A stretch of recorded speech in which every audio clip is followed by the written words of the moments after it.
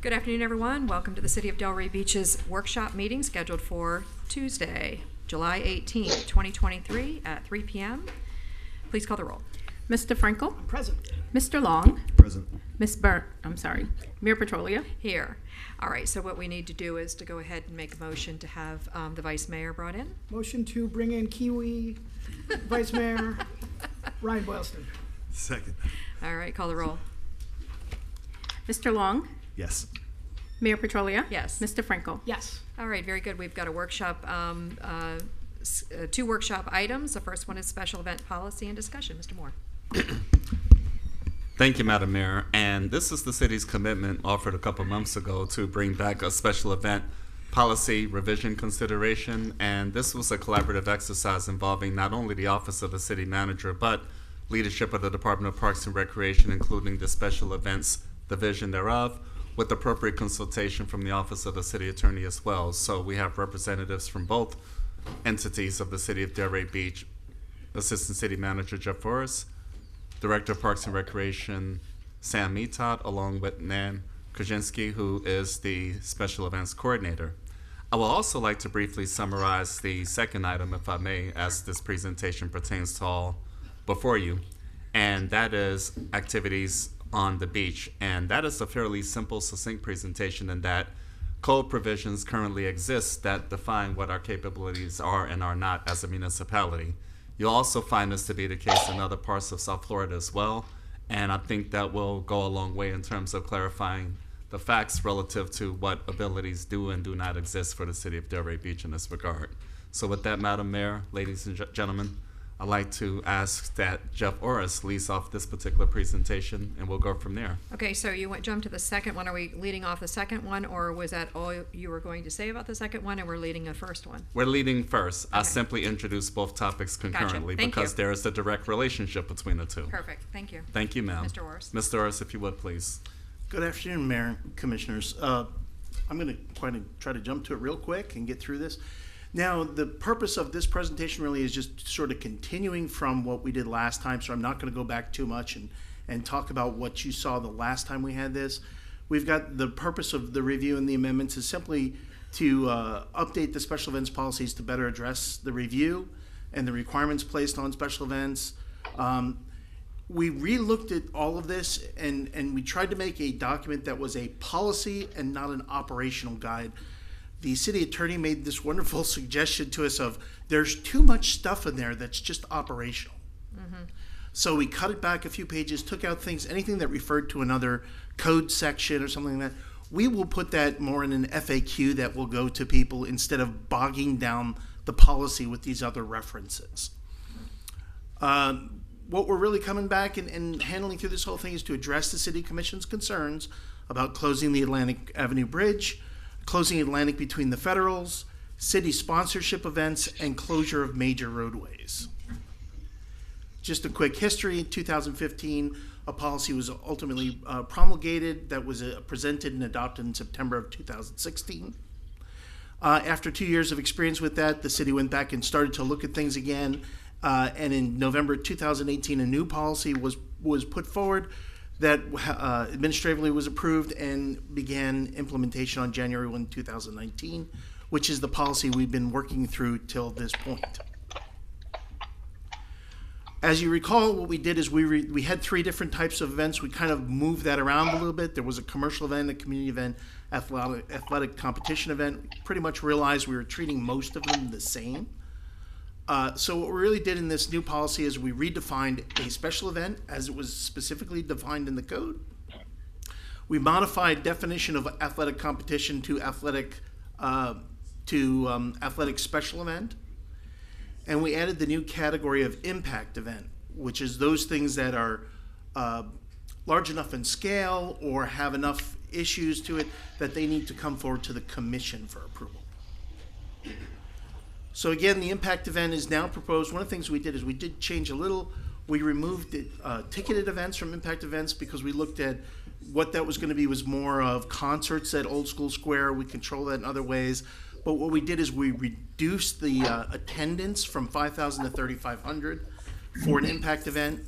We specified that the event also is one that would require closure of one or more major roadways. We defined the major roadways in there as well. And we exempted from that races and walks utilizing the USTAF sanctioned 5K road course that we have. That runs along A1A. We've been doing that for years with no major interruptions. We've narrowed it down to make sure that those are events that happen between 7 and 9 on weekends and city-sanctioned holidays only. If it's outside that time frame, it's an impact event, it comes before you. But again, we've been doing these for years with no major impacts, so we felt it was appropriate to just kind of keep those going as they are. Do you have to do both of them? So in other words, the event would be 3,500 people plus the closure of a major No, roadway, ma'am. or it can be mutually exclusive? Okay. It's an or situation with all Or three of both, yeah. these. Okay, got it. And the last one, of course, is the event is, or it includes a parade that requires any roadway closure. Mm-hmm. The major roadways, what only would come to you would be major roadway closures, Atlantic, Lake Ida, A1A, unless, of course, it's a race, Federal highway. those type of roadways. Athletic special event is defined as an organized competitive or recreational event in which a group of people collectively engage in a sport or a form of physical exercise outside the norm of regular youth or adult sports programs. Basically, this is anything outside the regular league sort of thing. So if somebody comes in with a tournament from the outside or a one-day competition, that's going to be an athletic event that's going to require a special event policy, a special event permit. Use of old school square campus, we made sure there was appropriate wording in this section to allow for, in the interlocal agreement with the DDA, it does state that any event happening on the old school square campus goes to them. They're the intake site for it. We certainly need to work with the DDA just due to the way we do that, but they get it first. They determine whether the date's okay, whether the event's going to work before it even comes to us. We did not have that in our policy before. General policies and provision sections, this was the section we were concerned was just getting way too long and bogged down with provisions referring to other codes or general provisions that we started to realize were operational in nature. There was some things we had started to add for the police department in their ability to do a bomb sweep before an event. We realized it didn't belong in the policy. We will have that in that FAQ and more of procedural. We don't want it to bog down the policy. So we really did cut out a lot of general policies and provision sections because they were just referenced to other things. I'm getting a lot of feedback. Do you hear it? Oh, Ryan, can you mute? Vice Mayor? Oh, sorry. Could you mute just because there's something going on and we're getting a lot of, okay, thanks. One of the important things that we did add since our last meeting was a section on penalties for noncompliance. So that if you don't comply with the policies, procedures, and the operational needs, you can have that particular permit under which you're with revoked. You can have a future permit denied, or you can have limitations imposed on future permits, or the producer may be banned for a period of time or permanently from obtaining permits from the city. Got to have a little bit of teeth in what we're doing. Good. City sponsorship event. This is one of the things that I know the commission is quite concerned about. We expanded, as you asked for, the potential for sponsorships to be granted to any type of organization. Sponsorships are clearly to be granted only by the city commission. And the request for sponsorship must be included in the submission of the special event permit application up front. There is in the backup information to this a form we put together just so you would have an idea of what information you will have. And please, if there's anything else you would like on this, please let me know. It basically includes the things that are on this slide. Basic information on the event, the amount of sponsorship requested, description of the event and the target audience, the anticipated attendance and explanation of how the producer arrived at that number, information on the producer, the anticipated site plan, and anticipated event budget, identifying the amount of other sponsorships and grants, information from the benefiting nonprofit entities if they are donating. There's no requirement that they donate to a nonprofit entity in town or be one. But we want to know if they are going to do that, if that's one of the ways that they're saying that they meet the public purpose. We want to know who they are. The form also requests a letter from those organizations saying, yes, we are supporting this event, as well as giving us proof they are a nonprofit organization. So we have all that information. If at any time you think of any other information you would like to make sure you have to make these decisions, please let us know, whether it be now or after the meeting. We can always adjust that form appropriately. So let me just stop you here, just understand something. So when you're saying that we're offering sponsorship, that would mean that we're offering services for free to the... The way sponsorships are defined is you can either just waive all of their fees. Let me put it this way. Basically, it's our services. If we have to pay money to rent something, that is exempt from the sponsorship amount. It's basically in kind based on our services. Right. So we would consider giving taxpayer services to an organization that's not giving anything back to, I mean, you're saying here they don't have to give back. So why would we do that? It may be an event that brings any kind of publicity to the city that you may want to do. And quite frankly, if you don't want to do that, I'm more than happy to say they must give to a nonprofit. It's a policy totally up to the commission to decide what you'd like to do with it. We just kind of laid out this kind of framework based on our previous conversation. I think that that's pretty loosey-goosey, and I think that it probably would play hell in politics.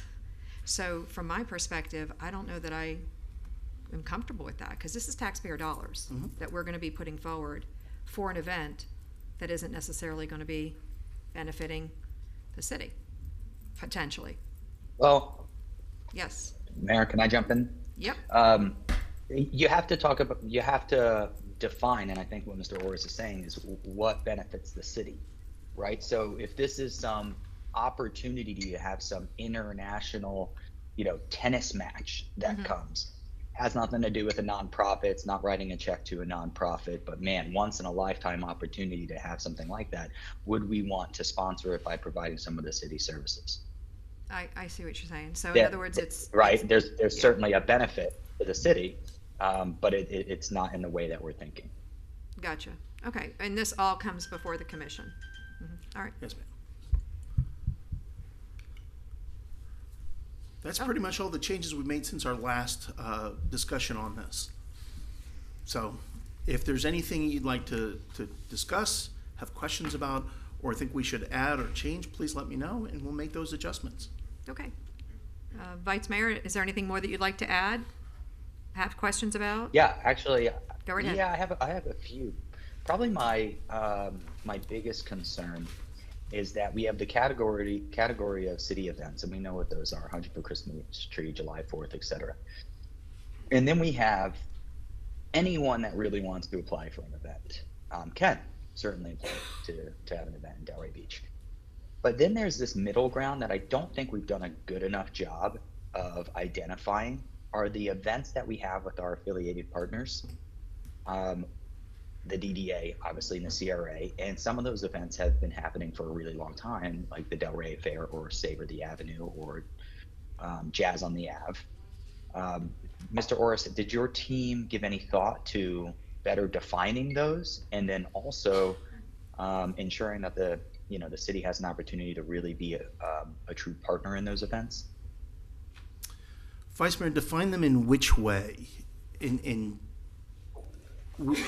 We did have a discussion about some of those events that have always been here, not necessarily if the commission wants to exempt them from impact event requirements and put them as special events. We could create a list of legacy events that the commission wants included, but that was really the only place we could see some sort of benefit to that. Mm-hmm. Yeah, I just think we're missing a category. I don't think they fall in the category of a city event, but I also don't think they fall in the category of anyone willing to put in an application and have an event. I think they're their own special category. And I know in years past, they've paid 50, like the DDA has paid 50% of the costs, and today, or at least in the last few years, they're being charged at a full price. And I just think for events like Savor and Delray Affair, Jazz on the Ave, I think they're kind of in this middle ground where they are kind of our events. They're just run by another government entity. Green Market, I mean, obviously the CRA has their hand in a few events as well. So, but I was just wondering if there was any thought to that. I would like to see those actually categorized differently than just put through the same old process as anybody else that wants to have an event in Delray.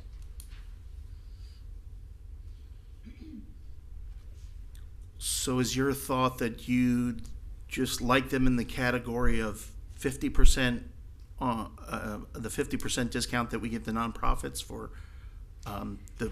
It seems odd to me, and I agree with the vice mayor, that we would give 50% to an outside entity that is not a partner of the city, but we charge a partner of the city that is, obviously doing something that would be benefiting the city for sure, 100%. Why would we do that? And we stayed just kind of with what we've been doing. One concern that did arise, though, is with the DDA. They do a significant number of events. Mm-hmm. It's they pay for it or we pay for it. Which one? And, I mean, we can do whatever the commission wishes for us to do. We had a policy. We weren't moving forward to change it unless you directed us to.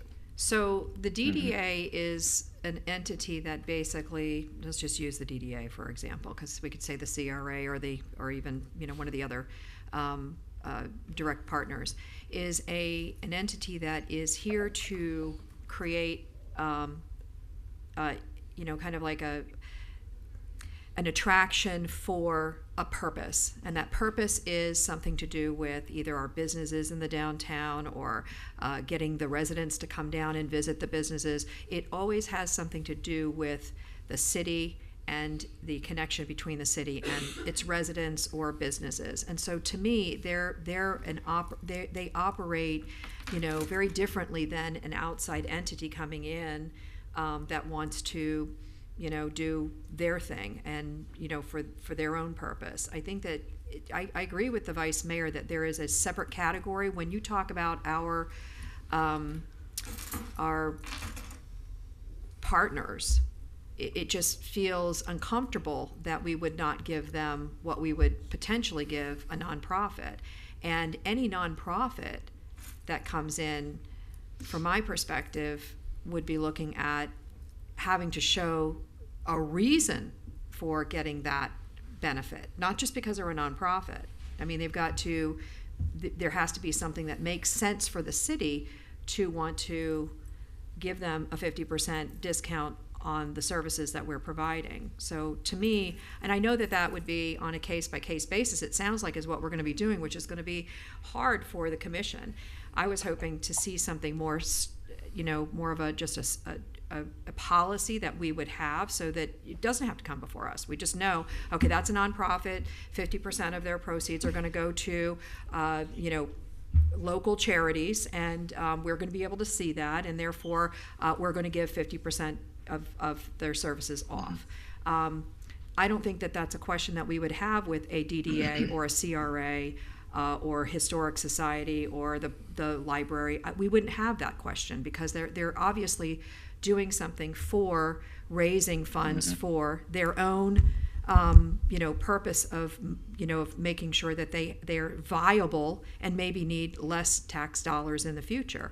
So to me, there's two separate issues here, and it would seem like we would want to have a policy so that we're not now, if there's something that's very unusual that's outside of our policy, like for instance, someone coming in and it's going to be a big, huge to-do and we're going to have that opportunity, that's what I would think that we would see. But I think that we should have a policy for, what gets and what doesn't get.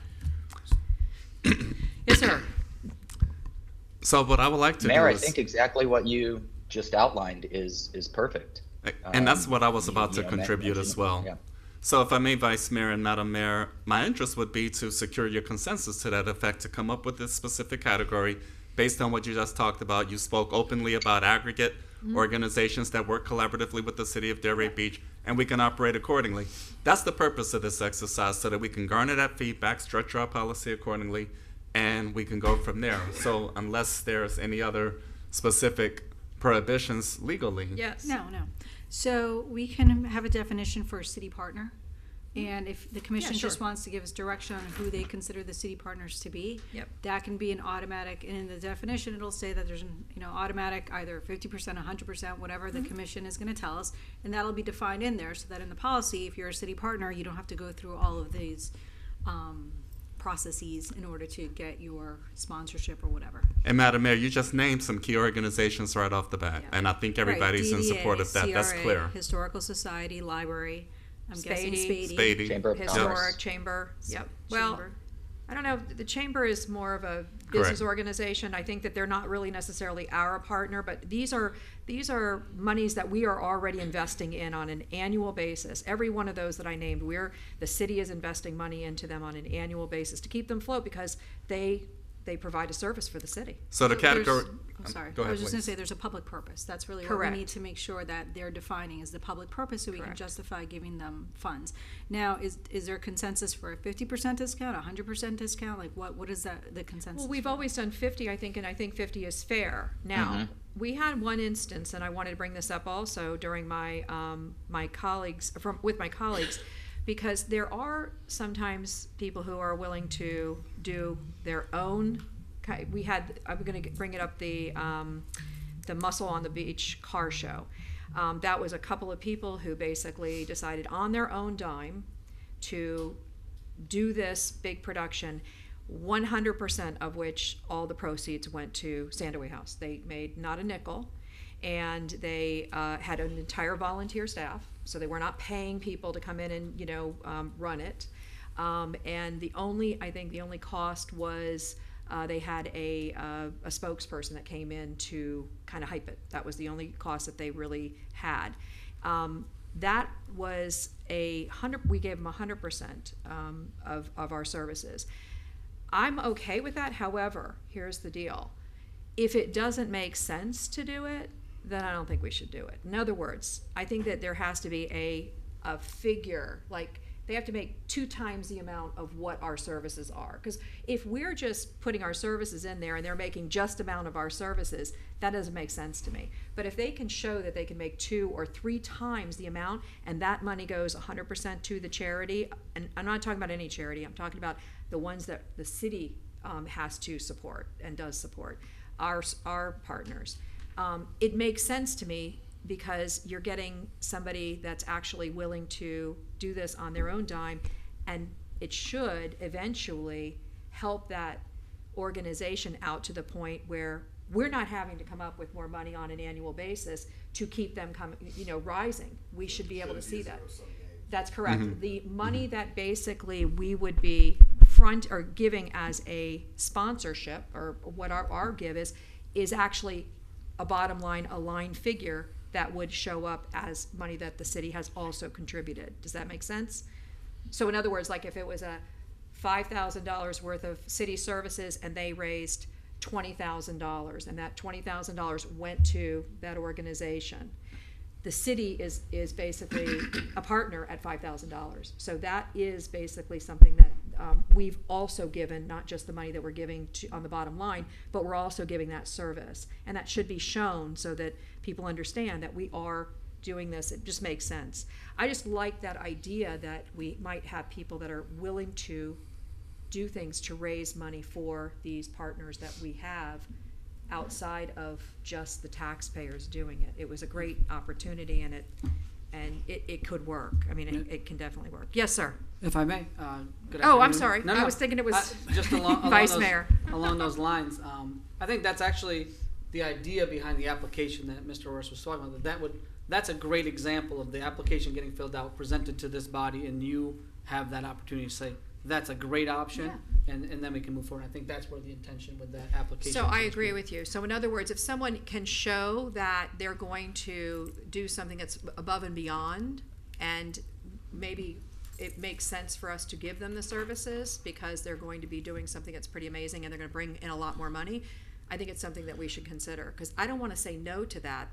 That's just free money for the city, and it lightens the tax load of the taxpayers. Yeah, Mayor, if you want to set for sponsorships a floor of 2 times the city's investment, we can build that into the process. I think it's a great idea to get that 100%, because, and it has to be 100% of it going, Because otherwise, you know, you don't want to be having, you know, or people coming in to make money, if you understand what I'm saying. This is really just a give. And I think it's going to be very rare that we see that, because most people aren't going to want to do it. But if someone's willing to do that and raise money for an organization that we're one of our partners, I don't see why we would say no to that, if they can raise more than twice what we are putting out. Okay. I can add a little further to the discussion also. We have defined a nonprofit organization as one that is based in Delray or clearly serves Delray residents or businesses.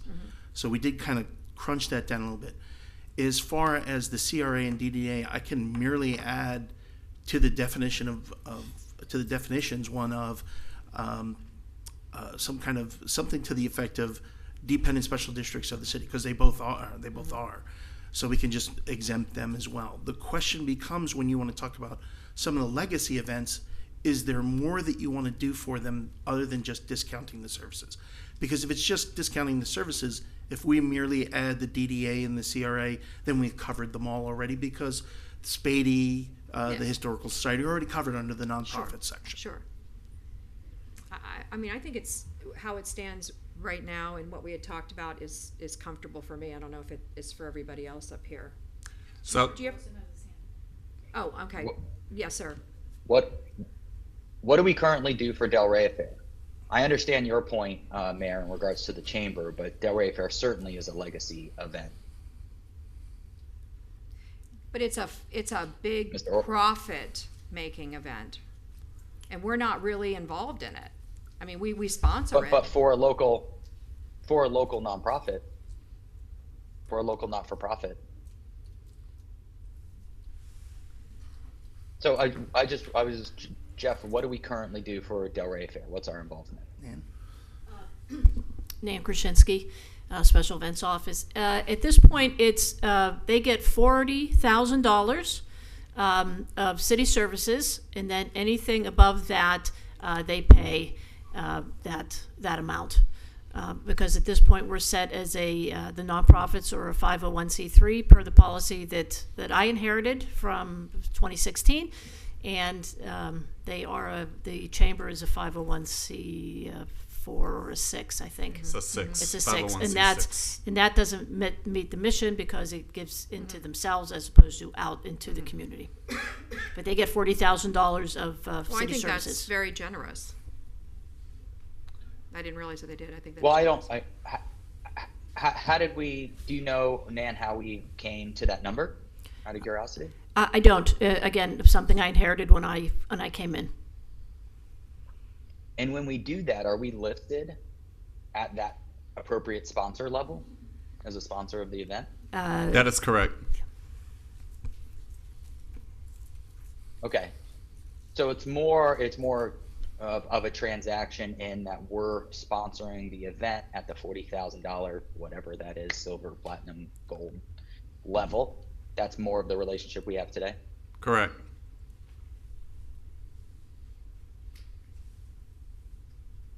Yes, sir.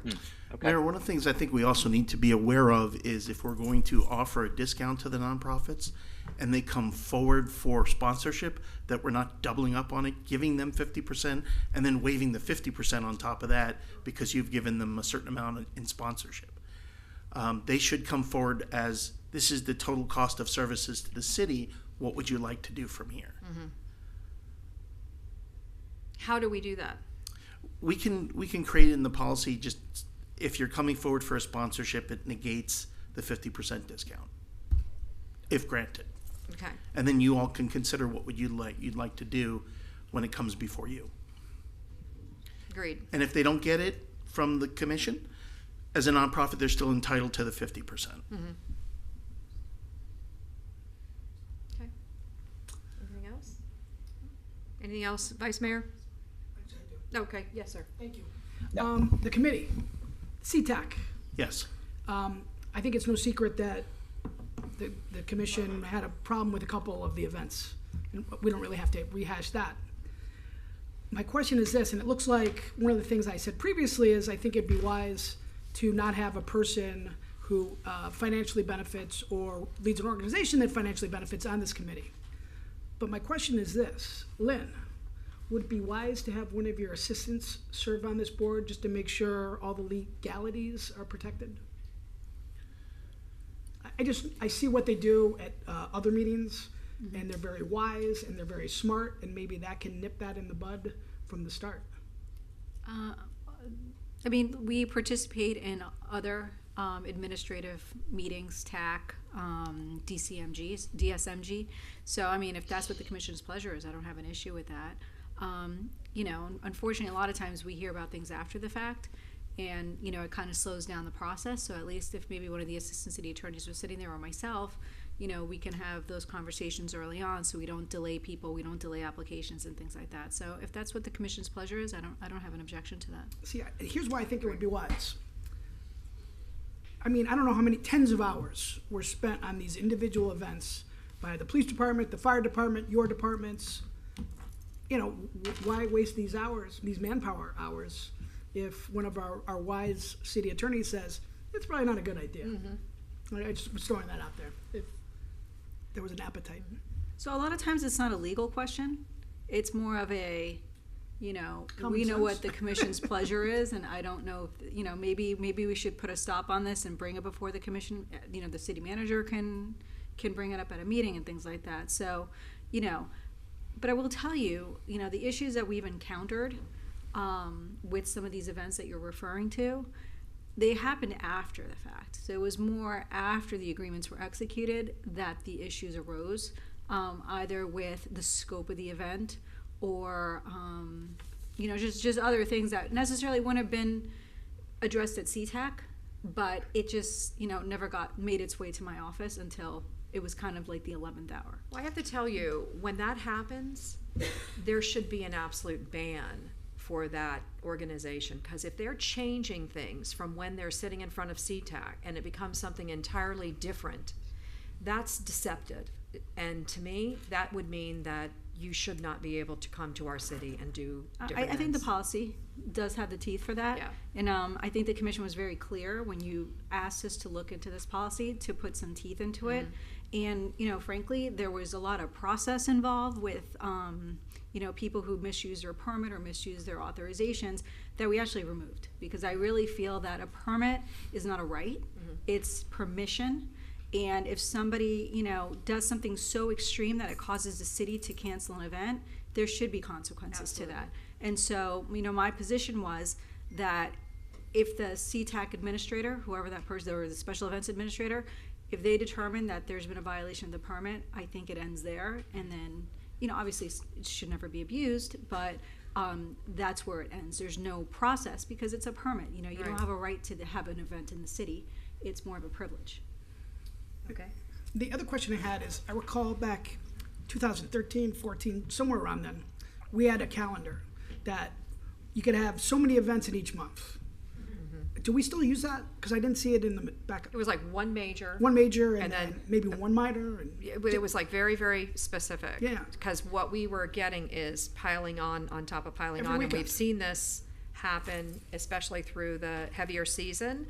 And it didn't end up being a problem, but I was figuring it might be a huge problem because we had the tennis event, and then something came in right after that on top of it in the evening. And I can't remember what it was now, but it was, yeah, it was Del Rey Fair. That's what it was. And so you're kind of like going, oh my gosh, where are these people going to go, and how are we going to do this? And listen, I think that the city did a great job of having directionals, and we had some police staff out there to kind of get people in and out, and it worked out fine. But we shouldn't have to get into that situation. There should be some spacing, and I agree. Is there still that policy, or? Mayor, I think it's not that exact policy, but I think where we can control that is in two ways. One, we have the impact events that come to the commission. So if there's two large events, they're probably both going to come before you for approval. So you can make decision between them. The other one is we really did put a little bit more emphasis that staff has got to be appropriate with when we don't have the resources to do something. And I think CTAC has come around the last couple months and been given a little bit more leeway to say, if it doesn't work, say no. that's exactly correct. You know, they really were doing a great job of trying to be good civil servants and accommodating everybody. And we've sort of changed tact with them to say, if it doesn't work, if we don't have the manpower, If the date is busy already, say no, and we'll all stick by it. Great. Great, thank you. Okay. Go ahead. And so with that, my interest and our interest is to actually seek consensus. So again, the principal purpose of this exercise is to garner city commission input relative to the adjustments we are in position to make. I like to give the staff and all others involved the opportunity to execute that accordingly, valuable impact. And the specific category that you, Mayor Petrolia, Vice Mayor Boylston, advocated, we'll call it the city partner category. And we know what the organizations are based on the feedback, so we'll incorporate that as part of our practice. And I'd like to have us move forward. So if we may be permitted, please, that would be greatly Well, appreciated. let me just check with my other colleagues to see if there's any interest in speaking. Mr. Long? No, I agree with everything you guys have brought up. Okay, and Commissioner Burns? I just have a question about the emergency safety plans. So are the emergency safety plans part of the process, part of the application? We've actually been in working mode with, particularly with the fire department, about putting together plans for larger scale events based on the venue. And they certainly are in touch with promoters about when things happen. And we are working to make sure that there is a definitive line of communication. Producers are aware of that this is where you take direction from the city from. This is your point of contact. Okay. Can I follow up with that? 'Cause- Security Go and ahead. security measures. Yeah, we actually had a whole section of security that was in the policy, and then we realized this is sort of all after approval, so it'll be in the FAQ, and it talks about all of the things that the police department was concerned about, whether it be private security and where they're going to be, or the number of police officers on site, or any of those things. There's basically a requirement that the producer and the police department get together to talk about these things before the event happens. Yes, okay. Commissioner Franco, did you want to add Yeah, something? thank you for bringing that up, because I recall from one of the events that got canceled, maybe both, didn't have a security plan or setup plan, and they wanted to give it to you like 24 hours in advance. It should be like 2 weeks, 10 days. At least, yeah. What would be a fair? Actually, contractually, it was required ahead of time. Okay. So, yes, and was we could have 10 days. terminated the contract before, but I agree, that should be given to the city well in advance to give fire, police, and staff an opportunity to review it and make sure that we consent to it. Because obviously safety is the most important thing of any event. We are in the Yeah, process, though, for the tennis center, because we have kind of a moratorium on having events there outside of, obviously, tennis events, of securing an engineering firm to make sure that that structure can accommodate these types of events. I think that's what Commissioner Burns was referring to. So we are in the process of obtaining that. And that will be almost like a master plan, so that when events come in eventually, that they will have, a seating plan, or, what that building can accommodate, because, there were concerns that came up after those events were canceled that really opened our eyes, and that's why the city manager imposed basically a moratorium on those events. And if I may, I just want to make sure that I say on the same line of that particular event, we had the opportunity of canceling that because they did not get us the plan in due time. And you know what? I think that sometimes we err on the side of trying to be too nice and too accommodating. And what that ends up doing for the city is it makes us look like we're nasty by pulling the rug out from under them days before their event. To me, if it doesn't hit the right marks, that's it, you're out. And that will save us from having this, this last minute, you're taking away this, and you've allowed it to get to this point, so you need to go further. No, should have not gone past that 10-day mark. Once it did, we start now shouldering the responsibility. And I'm just telling you, I think that we just need to be a little bit stricter and understand that if they're not meeting the criteria in the due time, that's it, you're out.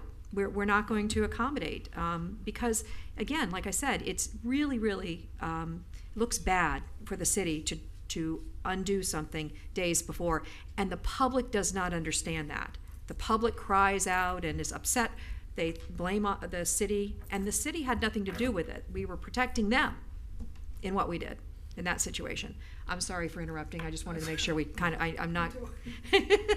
Commissioner Burns, you got the floor. Yes, I'm just, concerned about the weather, and, coming from the school district, we did fire drills, we did evacuation drills, but if this happened, if that happened, and I've just been at a couple of events, and I didn't feel that those kinds of things were in place, and I was just wondering if that is part of the plan, and so that people are aware of. I mean, we did very well with each event when the lightning started because we're in that season, but, in the case of, an emergency, people need to know what to do. We are as I mentioned, we are in the process working with fire department, police department, and others. We've had 2 meetings to discuss. We're waiting on some things from the fire department about what is going to be our process. Let's have something written. In a perfect world, we'd love to have things that are venue specific that we put together so it becomes plug and play for the producer. We talked about that when we had the issues at Tennis Center. If the city wants to move forward with having concerts, we can have 3 plans. Promoter, which one do you want to choose? Then we know everything we need to do. Right. We don't have to rely on them, and we know what it is because we wrote it. Right. So that's the direction we've been looking at moving to the future, if these are the things that the commission wishes to do. And again, we're working on that from the security side of, okay, who's going to be the person who makes the call? The producer can call an event sooner, but when this person says, lightning's on the way, you have to stop, you have to stop. So we're working that all up, and we will have that in a short order of time. Okay, thank you. That's my concern. And All right, we've very good. also already started that in Old School Square now for events. Great. Vice Mayor? So I would just piggyback on that. Jeff, that's what I'm really excited about. We're working out some of the details, high-level details here on the dais, but what your team and hopefully the new special events coordinator or special events director, really, so this gets off of your plate, off of Parks and Recreation's plate, is to put together the documents and the policy that both sides agree to. Here are our next steps. Here's what's going to happen 6 months before the event. You're going to be doing this. We're going to be doing this. And the more it's plug and play, the more it's close to automated and black and white, here's what you're doing, here's what we're doing, I think the better off everybody is going to be. Very good. Only one other question, and that is the time for approval. I have always received, I seem to think that people seem to think that I'm running everything, the events and everything. They're always under the gun because it takes a very long time to plan out an event, and they start to get under this crunch time, and they feel very, like we're not going to get to that point if we can't get approval on the front end. It takes 6 months beyond that to be able to put something fabulous together. It just does. I mean, you can ask, I'm sure, Laura can attest to that.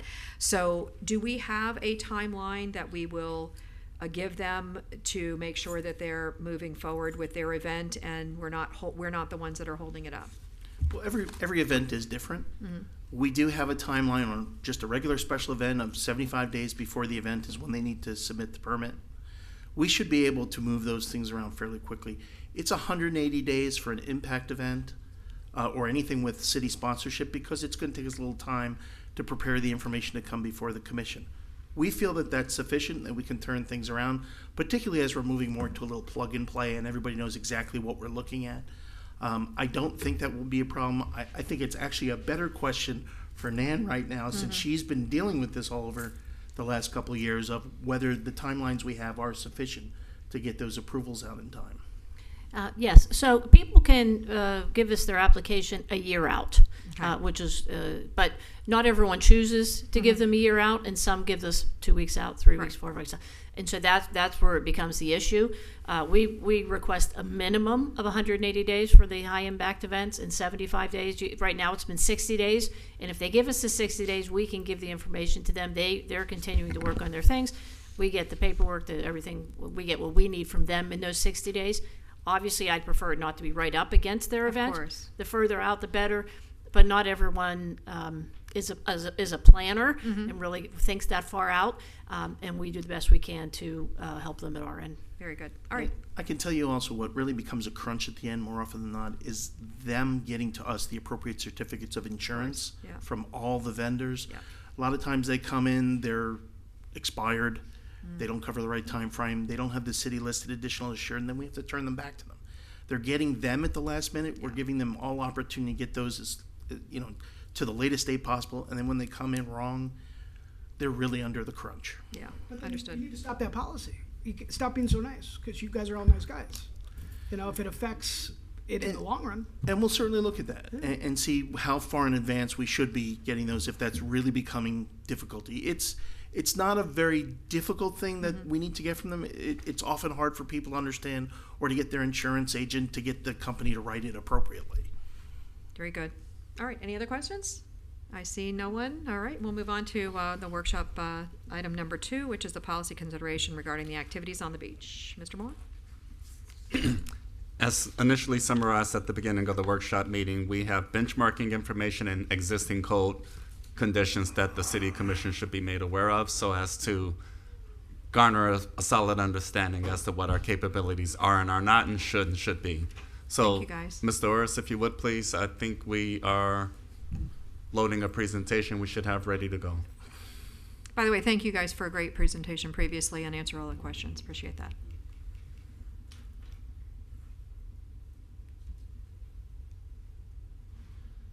All right, so the previous concerns we brought to you said, let's take a breath, take a look at events on the beach. We were looking for some more input for types of events we'd allow, locations on the beach where these events could take place, how to handle events during turtle season, what hours to allow the events. Many of the events are for profit in some way or form. They're commercial events. Lifeguard needs out there. And the biggest problem we had is how do we enforce whatever we come up with? And taking a look at everything and then reviewing what provisions exist in code, we found the answer is we really have what we need in the existing code. The existing code says that Parks and Rec can create these programs. Basically, the commission through the city manager can approve for a commercial event that essentially we're really running, but we can hire somebody to do them. If we do those, if there is for instance, a yoga instructor that we either get through an RFP or they propose doing something, we can then tell them, here's where you're going to do it, here's the days you're going to do it, here's the hours you're allowed to do it, here's how large it's allowed to be. We control every aspect of it in that way. Those classes, assuming in this case that they're going to be commercial because the instructor will be under contract with us, they get people register for them through Parks and Recreation. The other thing about doing it this way is if the commission chooses that we want to do yoga, we don't have to do CrossFit or any other event if we don't think that that's appropriate. The code also says the types of things that should be taken into consideration when we approve those, and it's all basically about that the use of the beach is relaxing and enjoyable for all. Best way to handle it is go by the code we have now.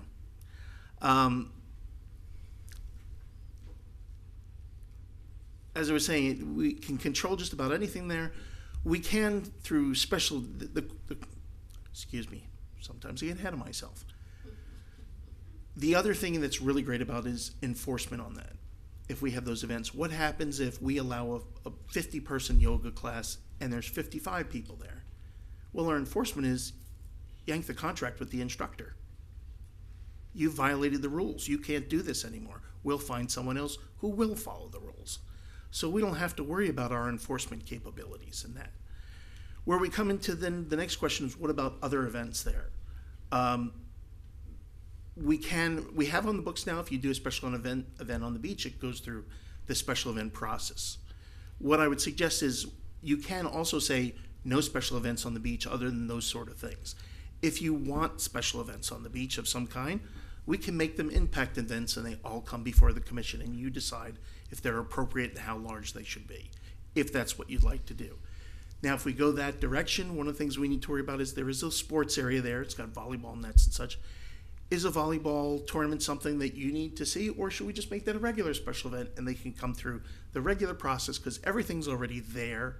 It's not going to disrupt the way people enjoy the beach because that's how we're already using it. Then we also look at, okay, outside of the special event process, what should be allowed? You all had said, well, if a group of friends come together to do yoga, is that a bad thing? Parks and Rec has been running under a limitation, particularly for weddings, of they should be no more than 25 people. So we can say if you do something and it's less than 25 people, or if you choose for it to be 15 people or 20 people, we can put that limitation on those groups so we don't have those things happening. Still, if a group of people come out, whether it's 25 or less, and we find out that it's actually a commercial event, then we can do something about it because they're violating our existing code. So that it's really up to what the commission would like to do, but staff really felt that our existing codes really are the best things to work with and give us a lot of leeway on some of these things that we didn't realize were as much as a problem as they're starting to become. Okay, to the commission. Vice Mayor?